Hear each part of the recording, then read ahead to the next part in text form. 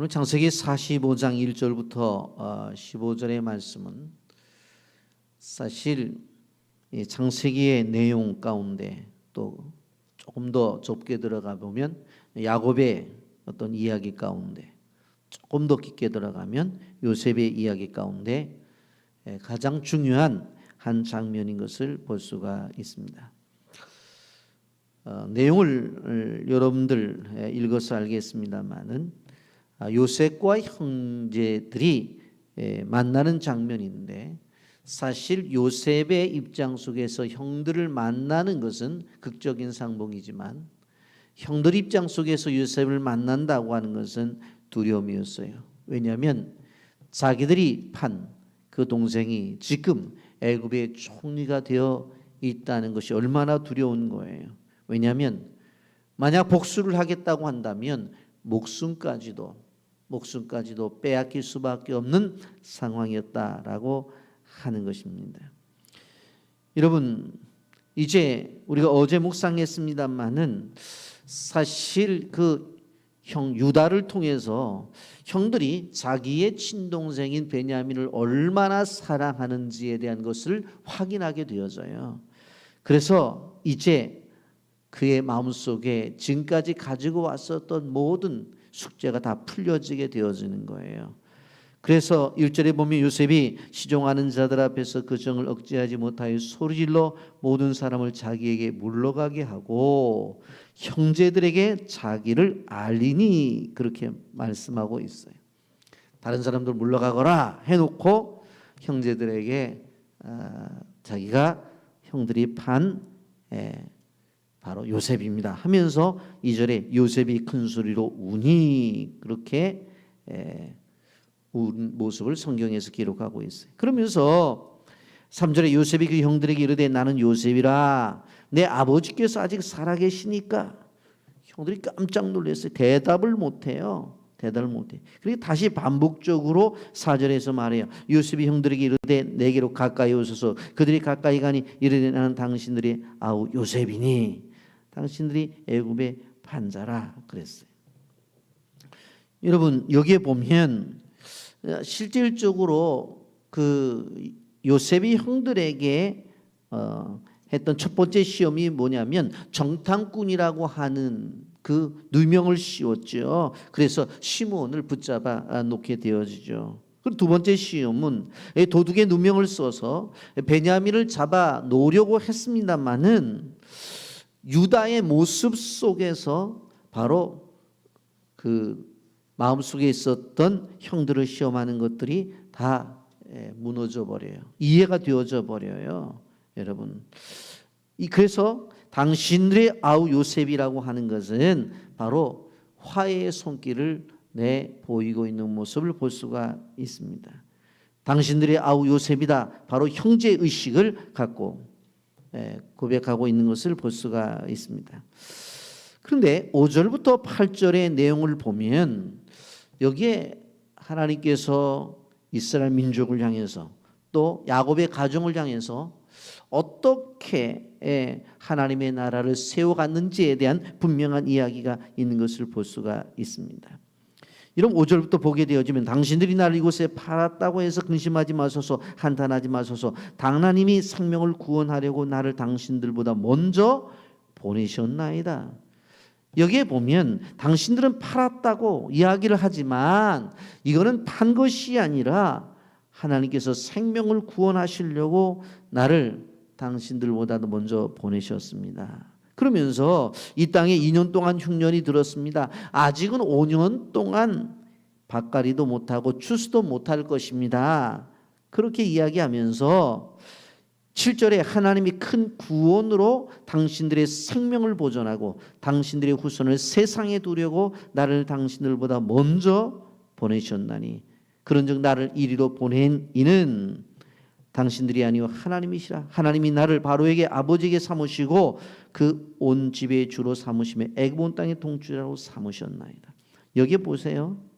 보내시고 보내셨다, 그렇게 반복해서 말씀하고 있는 것을 보게 됩니다. 5절 하본절에 나를 당신들보다 먼저 보내셨나이다, 그렇게 말씀하잖아요. 7절에 보도 큰 구원으로 당신들의 생명을 보존하고 후손을 세상에 두려고 먼저 보내셨나니 8절에 가서 그런즉 나를 이르러 보내시니는 그렇게 말씀하고 있는 것을 보게 됩니다. 그리고 이렇게 보낸 분은 누구냐? 하나님이시다. 하나님이시다. 그렇게 말하면서 내가 하나님의 보내심을 받아서 이곳에 와서 이제는 내가 애굽의 온 땅의 통치자로 하나님이 삼으셨다. 그 이야기를 하고 있는 것을 보게 되어집니다. 여러분, 우리는 어린아이들이 퍼즐 맞춤을 하잖아요. 근데 우리는 인생을 살다가 보면 내 인생에 왜 이러한 어려움이 찾아왔는가? 왜 그때 그런 고통이 있었지? 왜 그런 아픔이 있었지? 왜 그런 괴로움이 있었지? 또 내 인생에 있어서 형통이 왜 있었지? 그런 것들을 잘 생각해 보면 지금이라고 하는 현실 속에서 내 인생의 퍼즐을 맞춰 보게 되면 그랬었구나 라고 하는 그러한 대답을 얻을 수가 있다고 하는 거예요. 여러분, 지금 요셉은 형들에게 팔았다고 그렇게 말을 하면서 그건 판 것이 아니다라고 이야기를 하잖아요. 이 중심적인 것은 뭘 말해요? 이것은 바로 당신들은 팔았다고 말을 하지만 이거는 구원을 위해서 일하시는 하나님의 손길 속에서 내가 거기에 있었던 것입니다 라고 하는 거예요. 그래서 7절에 하나님이 큰 구원으로 당신들의 생명을 보존하고 그랬어요. 큰 구원, 이 구원을 위해 일하시는 하나님, 그 하나님의 손길이었다고 하는 거예요. 그렇다고 한다면 우리가 여기서 한 가지 꼭 기억하고 넘어가야 될 것이 뭐냐면, 그러면 요셉이 생각하는 것처럼 구원의 손길이라고 그렇게 판단하고 있는데, 그렇다면 형들의 행동은 정당화될 수가 있다고 하는가 하는 것입니다. 그러면 요셉이 이것은 판 것이 아니라 하나님의 보내심이다, 그렇게 이야기를 한다고 한다면 그래? 하나님 보내시는 거였어. 그것이 큰 구원을 이루기 위한 것이었어. 그러면 우리가 잘못한 것이 없잖아 라고 그렇게 생각할 수 있겠는가? 그렇지 않다고 하는 것입니다. 여러분, 형들의 행동은 바로 온전한 행동은 아니었어요. 이것이 온전하다고 그렇게 이해를 한다고 한다면 가룟 유다도 정당화되어야 돼요. 왜? 실질적으로 예수님이 십자가에 죽게 되어진 그 중심에는 누가 예수님을 팔아요? 바로 가룟 유다가 팔잖아요. 예? 가룟 유다를 팔잖아요. 여러분, 우리가 알아야 될 것은 무엇입니까? 우리가 어떤 열매를 맺는 데 있어서 그 과정도 무지하게 중요하다고 하는 것을 우리는 알아야 되는 거예요. 여러분, 그래서 가룟 유다를 추종하는 세력들이 있어서 가룟 유다 종교를 만들어서 가룟 유다를 예배하잖아요. 여러분, 그건 잘못된 것이에요. 우리가 하나님의 비전을 가지고 우리가 나가게 되어질 때에 우리가 기억해야 될 것은 뭐냐면 우리의 과정도 선해야 되는 것이지, 과정이 선하지 아니하면 결론이 아무리 좋은 것을 맺었다 할지라도 그것은 온전한 것이 될 수가 없다. 그럼에도 불구하고 우리는 기억해야 될 것이 뭔 줄 아세요? 하나님은 하나님의 뜻을 이루기 위해서 악함마저도 사용하셔서 선한 열매를 맺으시는 분이시다. 소위 악함 자체도 하나님의 다스림 속에 있다고 하는 거예요. 여러분, 그래서 제가 가끔 말씀을 드리잖아요. 여러분, 절대적으로 하나님은 손해보는 법이 없어요. 우리가 손해를 보지. 여러분, 생각을 해보세요. 늘 그 형들은 마음속에 짐이 있었을 거예요. 우리가 동생을 팔았어. 팔았는데 제대로 살고 있을까? 그리고 끊임없이 아버지는 들짐승에게 물려서 죽은 그 아들 요셉을 생각하면서 울고 있죠. 그리고 형들이 짐승에 피를 묻혀 가지고 한 요셉의 옷을 그냥 옆에 놓고 내 아들 요셉아, 내 아들 요셉아. 그럴 때 형들이 그 모습을 보고서 어떤 생각을 했겠어요? 그 마음이 편안했겠어요? 끊임없는 괴로움이죠. 끊임없는 고통이죠. 끊임없이 우리가 죽을 죄를 지었다고 생각을 하죠. 그런데 그러한 모습 뒤에는 하나님께서 요셉을 어떻게 하셔요? 보디발의 집으로, 감옥으로, 총리로 이끌어 가시잖아요. 그렇기 때문에 우리가 기억해야 될 것은 악함마저도 하나님이 다스리시고 그것을 사용해서 하나님의 뜻을 이루시는 것은 분명한 것이지만, 그렇다고 해서 요셉을 판 형들의 행동이 정당화될 수는 없다라고 하는 것을 우리는 기억해야 되는 거예요. 여러분, 그러면서 여기에 보면 분명코 형들을 만났어요. 그런데 요셉의 태도를 보세요. 요셉이 접근하는 방법을 보세요.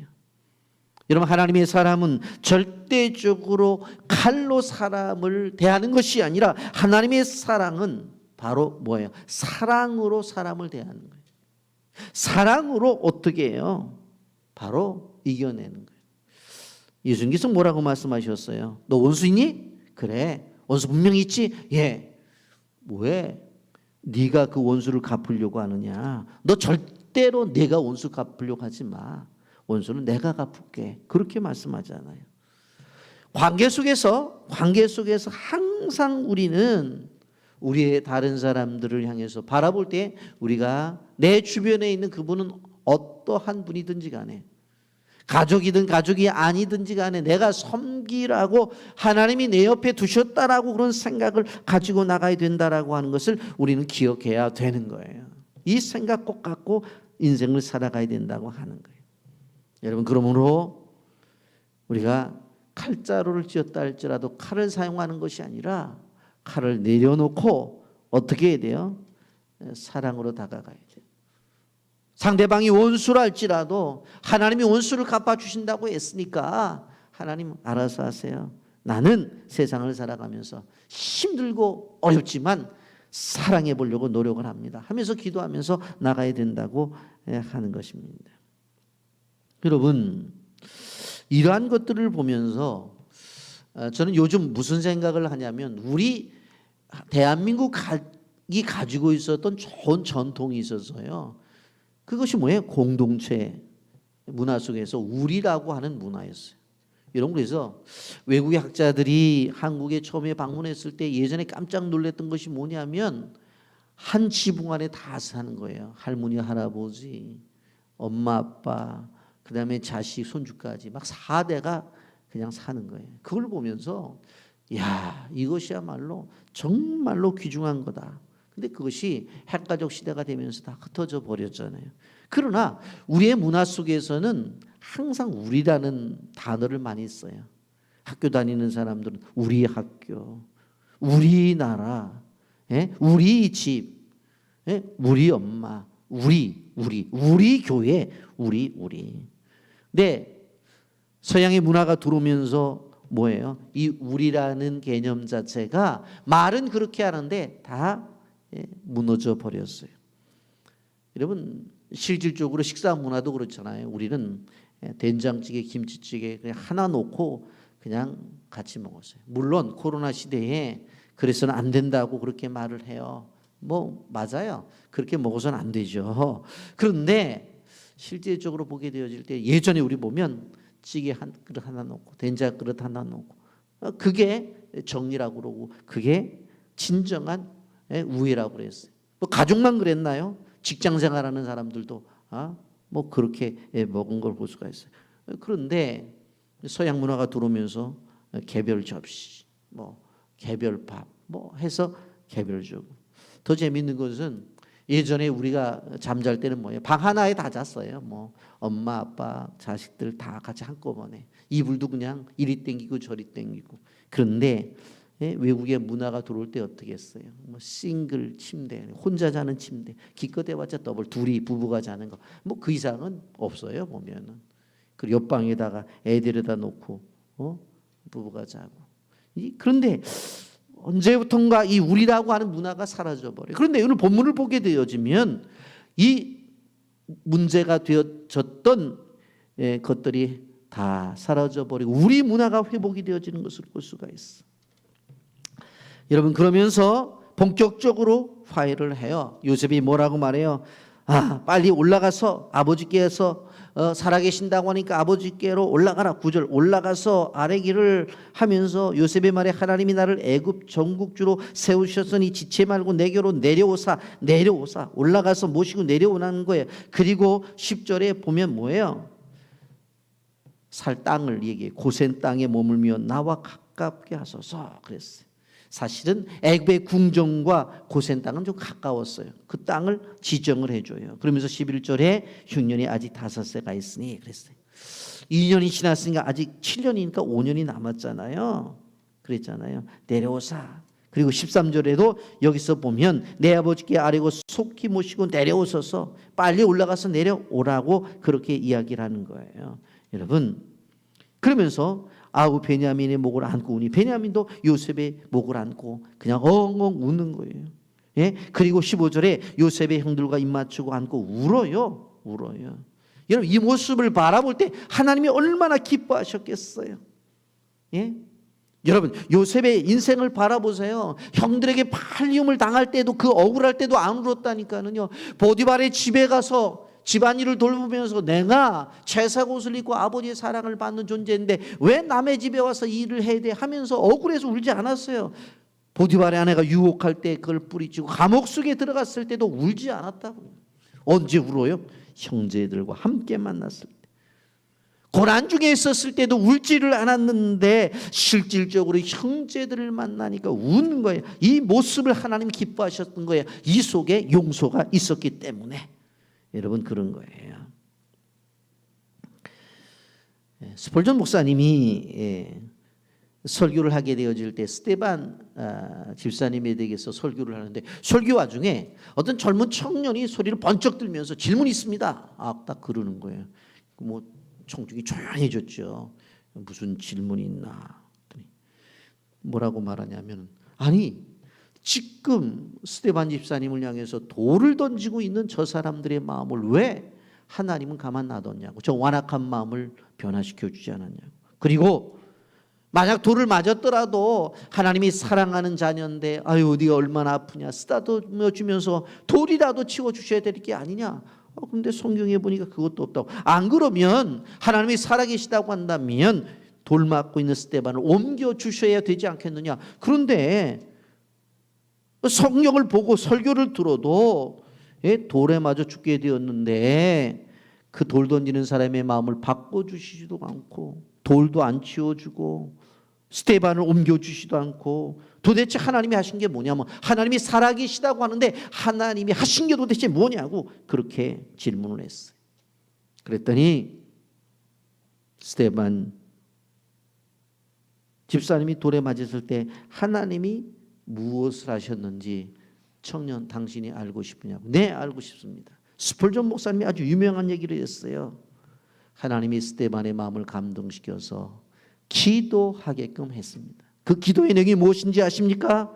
주여 이 죄를 저들에게 돌리지 마옵소서 하는 예수님이 십자가상에서 기도했던 그 기도를 하게끔 했다라고 하는 것입니다.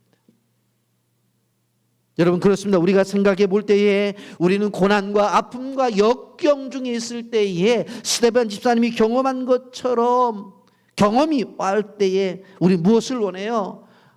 저 돌을 던지는 사람의 마음을 좀 바꿔달라고 그렇게 요청하기도 해요. 하나님 너무 아파 이 돌을 치워달라고 요청하기도 해요. 어떤 경우에는 하나님 나를 옮겨서 이 돌 맞는 자리에서 다른 데 가고 싶다고 이야기를 해요. 그런데 하나님은 그 기도를 들어주시는 것이 아니라 오히려 돌을 던지는 그들을 향해서 기도하라는 거예요. 주여 이 죄를 저들에게 돌리지 마옵소서. 이것이 우리 그리스도인들이 이 시대 속에서 가져야 될 거예요. 여러분, 오늘날 교회를 향해서 얼마나 세상이 손가락질을 해요. 교회가 코로나의 진원지처럼 되어져 버렸잖아요. 우리는 소리를 내서 왜 그러냐고 소리를 지를 수도 있어요. 왜 그러냐고, 너무나 힘들다고 아프다고 그렇게 말할 수도 있어요. 그런데 오늘 본문을 보면서 우리가 기억해야 될 것은 무엇인가 하면 그들을 향해서 우리가 뭘 해야 돼요? 이 죄를 저들에게 돌리지 말아달라고 하는 기도를 하면서 결국은 하나님께서 우리를 향해서 세상의 소금이고 세상의 빛이기 때문에 그들은 바로 우리의 전도의 대상자들이에요. 저는 세상에 두 가지 종류의 사람밖에 없다고 그랬죠. 예수 믿은 사람과 예수 믿을 사람, 전도 받은 사람과 전도 받을 사람. 그렇기 때문에 우리를 향해서 손가락질을 하는 사람들은 전도의 대상자들이. 그래서 그들을 위해서 기도해야 되는 거예요. 여러분, 그런데 한 가지 정리하면서 오늘 기도하려고 합니다.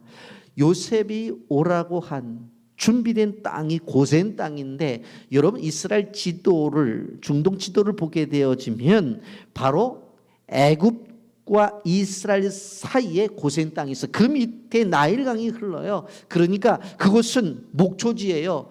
그러니까 양을 키우는 바로 야곱의 족속들에게서 너무나 좋은 땅이에요. 그리고 앞으로 계속 여러분들 고센 땅에 대해서 제가 말씀을 드릴 텐데, 한 가지 꼭 기억해야 될 것은 출애굽을 할 때에 고센 땅이 이스라엘에 가장 가까워요. 그래서 하나님께서 출애굽을 할 때 가장 편하게 하기 위해서 고센 땅을 허락을 하신 거예요. 말씀을 정리합니다. 모든 순간순간 인도하심이 하나님의 손길 가운데 있는 거예요.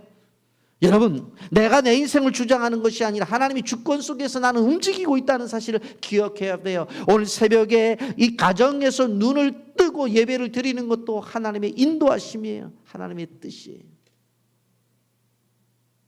여러분 꼭 기억하셔야 돼요.